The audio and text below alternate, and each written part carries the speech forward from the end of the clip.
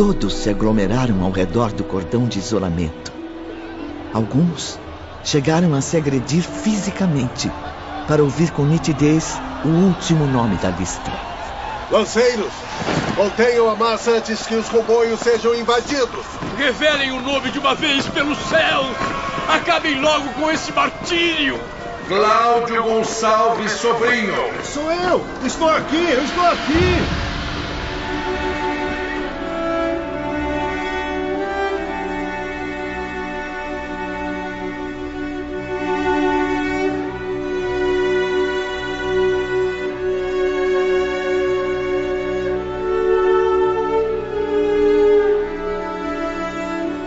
Distanciei-me cabisbaixo da multidão de suicidas errantes, retornando ao frio abrigo de uma caverna. Ainda pude ver os servos de Maria seguindo em marcha rumo ao extenso comboio, afastando-se cada vez mais da paisagem pantanosa.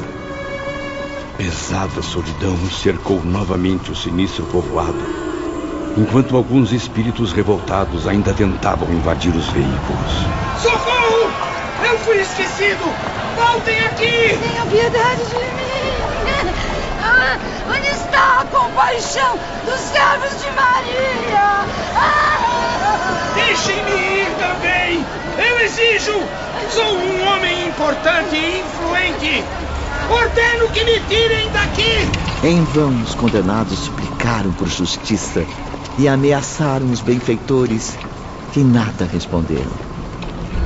E se algum mais violento tentasse ingressar à força na carruagem, dezenas de lanceiros o fariam recuar.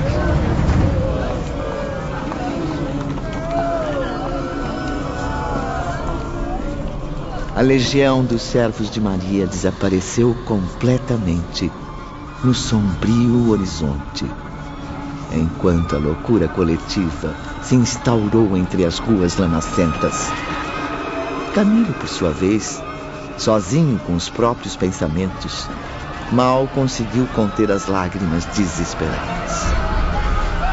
E quanto a mim e todos esses desgraçados, vamos ficar assim? Por quanto tempo? Ah, meu Deus, por quanto tempo? Vencido pela fadiga, Camilo acabou adormecendo. Mas não pense que na existência após o suicídio, o sono vem para confortar o coração e fazer com que os problemas sejam anestesiados pelo inconsciente. Ele adormeceu, mas não descansou em paz. Um novo pesadelo tomou conta de sua mente, no qual lutas infinitamente mais vivas o esperavam dentro do túmulo a torturar sua alma de descrente.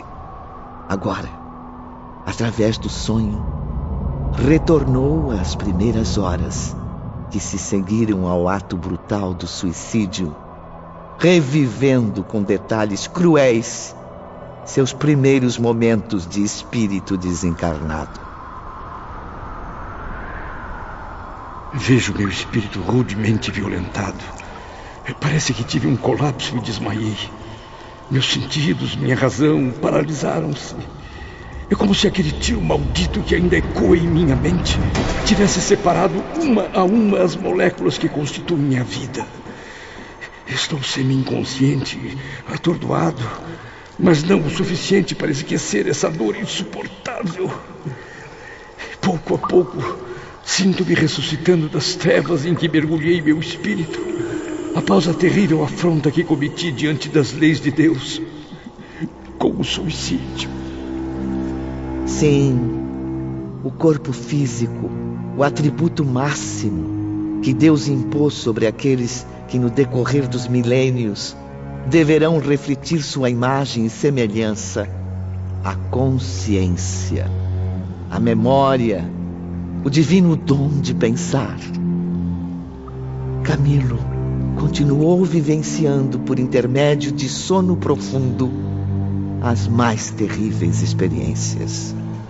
Uma indescritível sensação de frio, como se mantos de gelo envolvessem meu corpo, provoca-me um terrível mal-estar.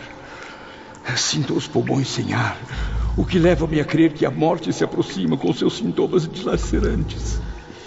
Odores fétidos invadem agora o meu olfato. Ao mesmo tempo, dor aguda, violenta, enlouquecedora, ataca meu corpo inteiro, principalmente meu cérebro, a começar pelo aparelho auditivo. Levo a mão ao ouvido direito. O sangue corre e mancha meus braços, a roupa, o sapato. Eu nada enxergo. Tenho consciência disso. Meu suicídio foi causado pela revolta por me encontrar cego. Castigo que considerei superior às minhas forças. Sinto-me, sim, ainda cego. E para me tornar ainda mais desorientado, estou também ferido. Apenas ferido e não morto.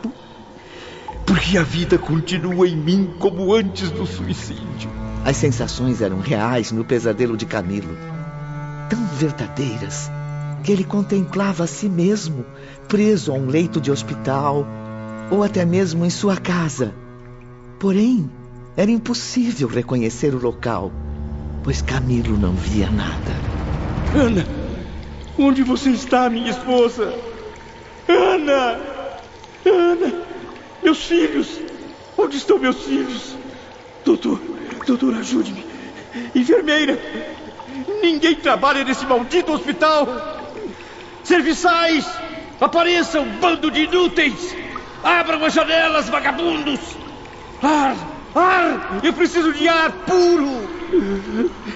Acendam uma lareira! Tragam-me cobertores! Estou congelando! Água! Comida! Não estão vendo a minha situação? Não suporto mais tanta fome, tanta sede! No entanto, em vez das respostas amistosas por que tanto suspirava, Camilo foi envolvido por vibrações aterrorizantes. Reunindo todas as forças, ainda tentou afastar-se, tateando nas trevas. Não consigo escapar. Estou preso. Poderosas raízes me aprisionam neste inferno. Lugar úmido e gelado. Aliás, como fugir se estou ferido? Desfazendo-me em hemorragias internas, com a roupa manchada de sangue. E cego. Que vergonha, meu Deus, que vergonha. Como apresentar-me em público em estado tão repugnante? Que cheiro é esse? De onde vem? Provavelmente do ferimento aberto. Mas por que não o tratam? Será possível uma simples ferida provocar tanta podridão? Preciso encontrar a porta. Tenho que sair desse quarto. Não!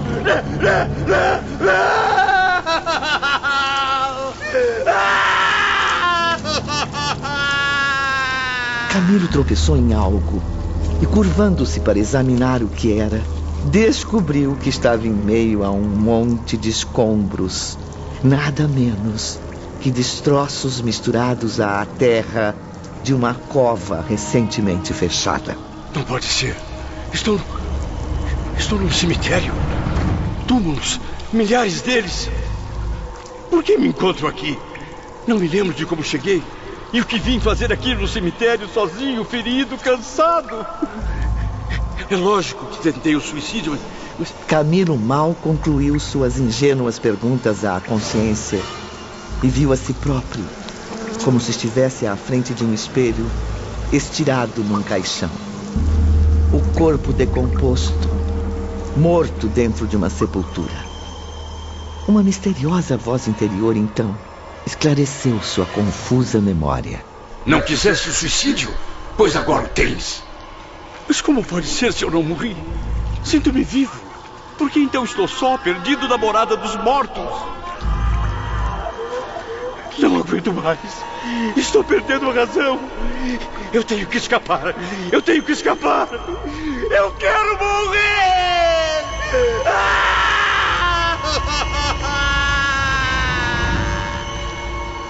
Suicídio após o suicídio, Camilo queria fugir da própria presença.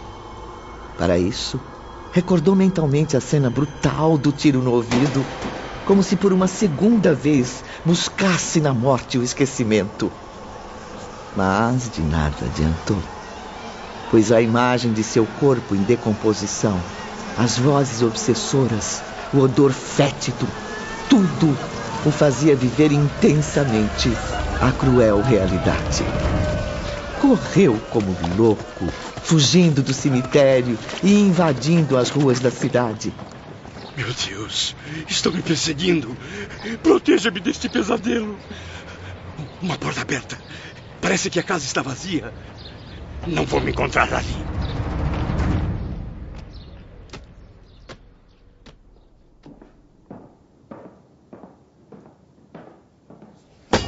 Para! Saia da minha casa! Saia! Saia daqui! Sabe daqui, vagabundo! Desapareça, criatura asquerosa! Saia daqui! Ele vagou pelos becos e ruas da cidade, tateando as paredes, tropeçando nas calçadas, cada vez mais aflito, perseguido. Soube do suicídio do escritor? Mas que barbaridade! Pois para mim já foi tarde. Sujeito arrogante. Só ele não podia ver por motivos óbvios. Não fale assim. Camilo era um gênio. Lamento muito a sua partida. Com os filhos desajustados que tinha, só mesmo um tiro na cabeça para aliviar. Que Deus o tenha. Enfim, cheguei à porta de casa. Ainda ouvia ao longe os estranhos comentários das pessoas nas ruas a respeito de minha pessoa. Ao entrar na sala, fiquei ainda mais confuso. Mas que bagunça! Meus objetos, meus livros, meus manuscritos, tudo fora do lugar. Ana! Onde você está, minha querida? Mas quem desarrumou minhas coisas? Só pode ser algum serviçal inútil. Vou demiti-lo sem perdão. Camilo sentiu-se estranho em sua própria casa. Procurou amigos, parentes. Todos, sem exceção, indiferentes, fazendo pouco caso da desgraça em que me encontro. Vamos, acordem! Por acaso estão cegos como eu? Não enxergam o meu estado deplorável? Não sentem o mau cheiro das minhas entranhas? Olhem para mim! Vejam! Sou eu, Camilo! Estou doente, ferido, preciso de ajuda!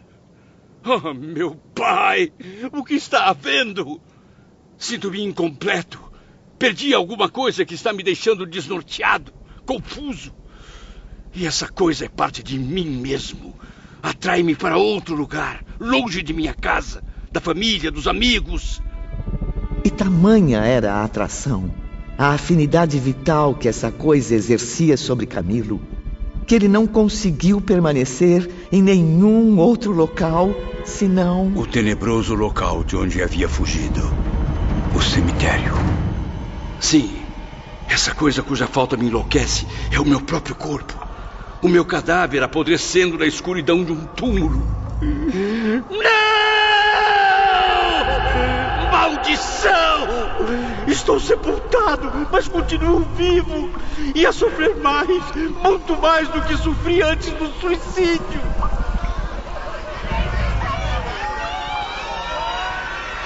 Camilo vagou sem rumo por cerca de 2 meses, ligado ao corpo físico que apodrecia na morada dos mortos. Meu Deus, livrai-me de todos os males que aqui habitam. Que esses fantasmas errantes desapareçam para sempre. Suas vibrações estão torturando minha alma e meu corpo. Ah, meu pai, o que foi feito do meu corpo? De homem nobre no mundo da matéria, sou agora um mendigo na sociedade espiritual. Faminto na miséria de luz, sem lar, sem abrigo algum, sem paz. Perseguido por entidades perversas que se divertem com surpresas macabras, vítima de ciladas terríveis. Momentos depois, ao dobrar uma esquina, Camilo deparou-se com uma multidão. Cerca de 200 pessoas de ambos os sexos. Era a mesma falange que o aterrorizava constantemente. Não, eles não podem me descobrir. Preciso fugir, preciso me esconder.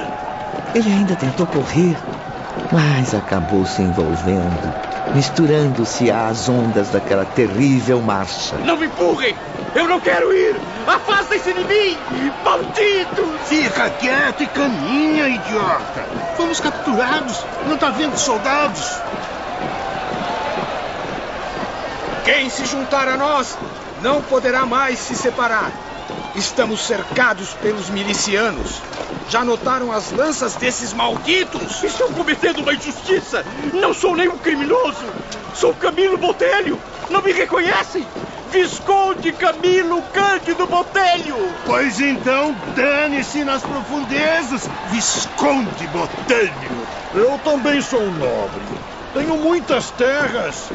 Esses soldados imbecis devem ser surdos. Não respondem nada. Bando de ignorantes. Pelos céus!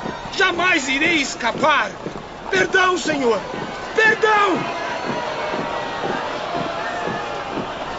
Caminhamos vagarosamente por várias horas, até finalmente chegar a um vale profundo. Cavernas surgiram de um lado e de outro das ruas entre montanhas sombrias, todas numeradas. Mas que estranho povoado é este? Voltamos ao tempo das cavernas? Povoado? Não diga asneiras, seu demente. Isto é a habitação exata da desgraça. Pedras, apenas pedras. Lamaçais, pântanos e mais pântanos. Até onde iremos caminhar? Alto, soldados! Podemos deixá-los aqui. Partir em retirada. Um a um, os soldados se afastaram, desaparecendo nas curvas tortuosas das ruas lamacentas.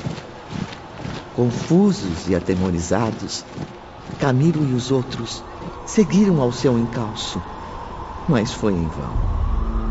As vielas, cavernas e pântanos se sucediam, transformando tudo num labirinto.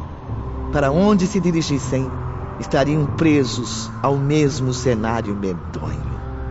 Aos poucos senti-me novamente envolvido nas garras do longo pesadelo. Despertei no interior da caverna e percebi que sonhara apenas para esclarecer a mim mesmo.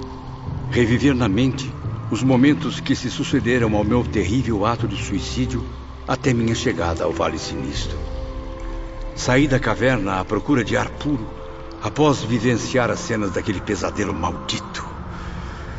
Triste ilusão. O senhor a viu em algum lugar? Quem está procurando? Não quero conversa com ninguém. Perdi a minha cabeça. Não estaria ela dentro da sua toca?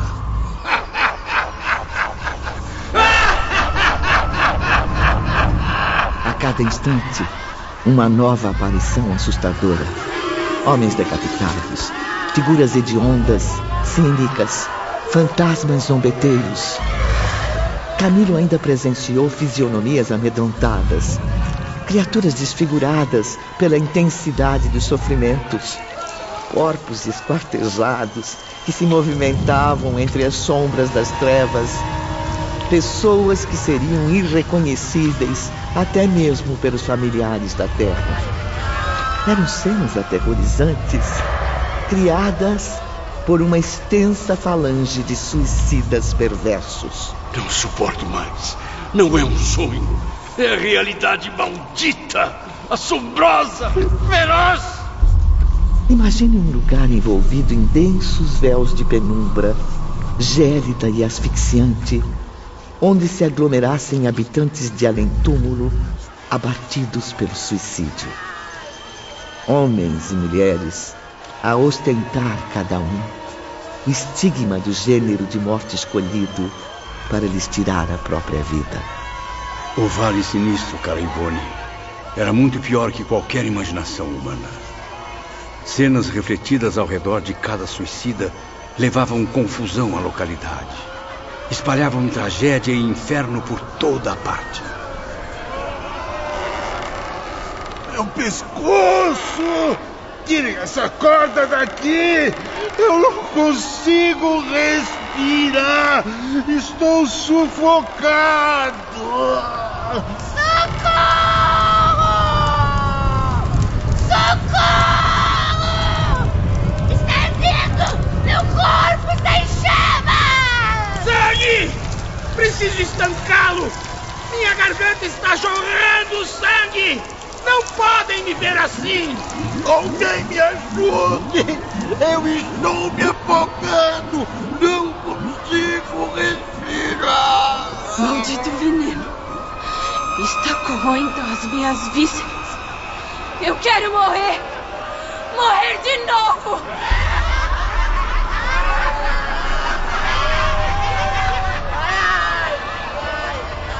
De fato, amigo Camilo, as cenas dos próprios suicídios, desde enforcamentos, imagens de pessoas se afogando em rios e oceanos, outras correndo desesperadas no meio do fogo, sem jamais encontrar a morte, até cenas de jovens que se mataram sobre os trilhos do trem. Tudo era refletido ao redor de cada suicida habitante do Vale Sinistro, pondo a visão de todos às mais hediondas recordações. E esses cordões luminosos despedaçados que envolvem os corpos da escória? Não consigo compreender o significado disso.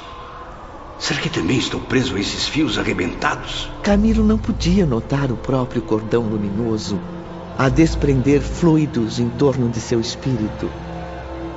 Trata-se da suprema ligação entre a alma e o corpo carnal. Com o suicídio, porém, uma vez partido e não desligado, rudemente arrancado, este cordão magnético produzirá grande parte dos desequilíbrios que todos ali estavam sofrendo.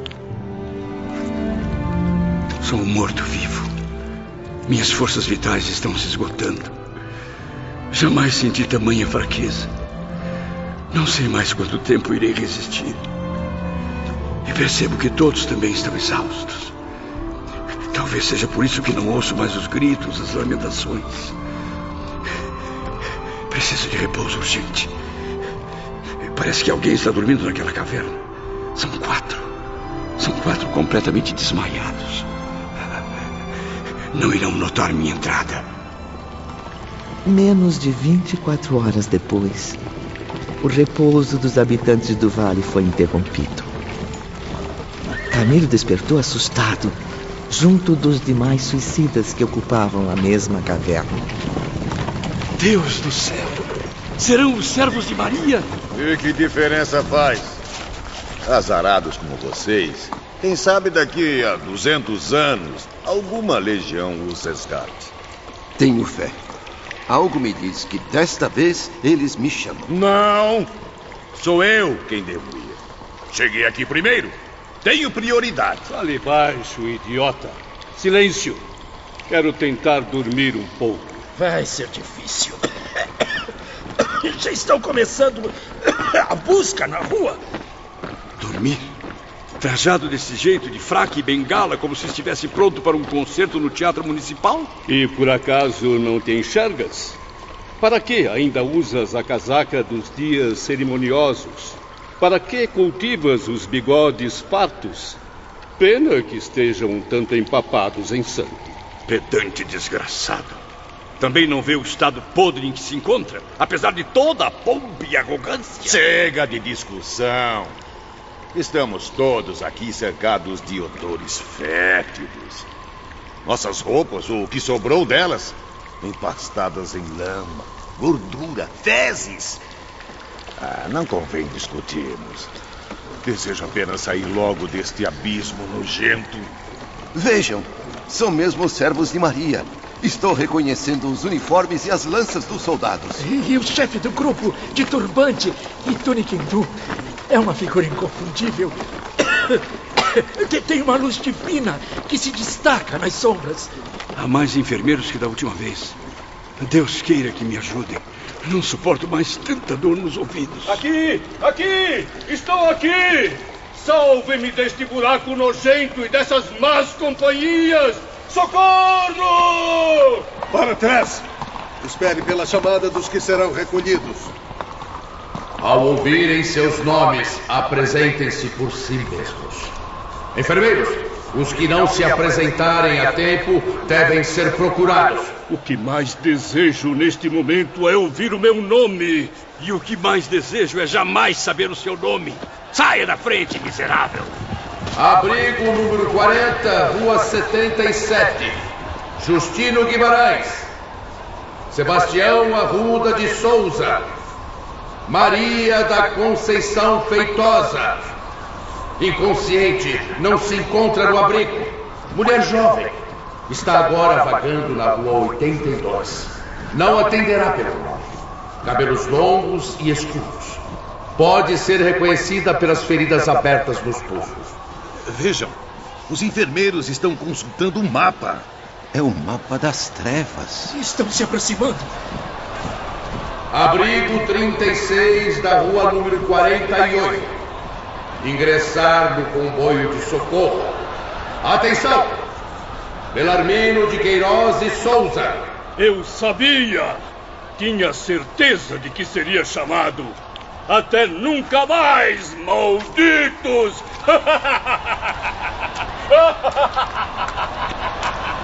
Jerônimo de Araújo Silveira. João de Azevedo. Mário Sobral. Graças a Deus! Obrigado. Camilo Cândido Botelho. Estou aqui! Ingressem no comboio. Jamais diga nunca, Sr. Belarmino. Foi entre lágrimas de extrema emoção que Camilo subiu os pequenos degraus da plataforma indicada por um prestativo enfermeiro.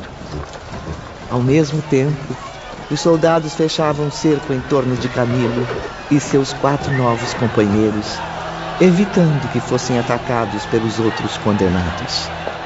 Disso lembro-me muito bem, amiga Ivone. Entrei. Eram carros amplos, tinham cômodos confortáveis, com macias poltronas individuais, cujos encostos eram voltados para espaçosas janelas. Se não exagero, tais janelas seriam como os vidros das modernas espaçonaves terrestres. Ah, é claro, bem ao centro, 4 poltronas idênticas acomodaram enfermeiras que permaneceram nos assistindo. E na porta de entrada, a legenda: Legião dos Servos de Maria.